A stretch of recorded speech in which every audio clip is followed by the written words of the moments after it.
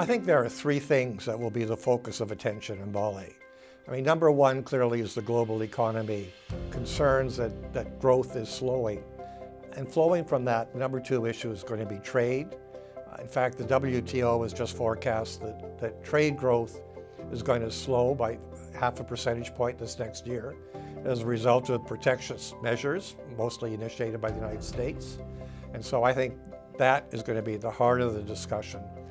Then I think there is concern on potential crises, looking at Turkey, looking at Argentina, what's happening, but also looking ahead to Brexit and what is going to happen between the UK and Europe.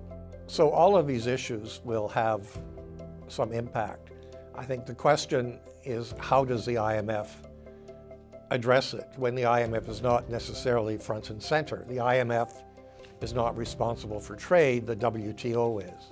The IMF is not involved in Iran sanctions, but clearly all of these things will have an impact on economic growth.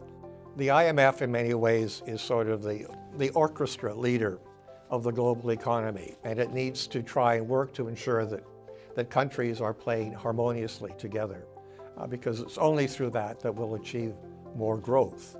That means they have to identify the issues that are a threat to growth right now, such as trade protectionism, gender inequality, inequality in general, where addressing these issues and making progress can lead to greater growth.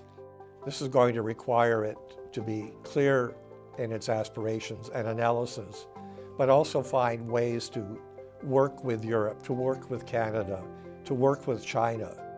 What the IMF can do is underline the nature of the problems, underline the potential costs, and identify what some of the solutions can be.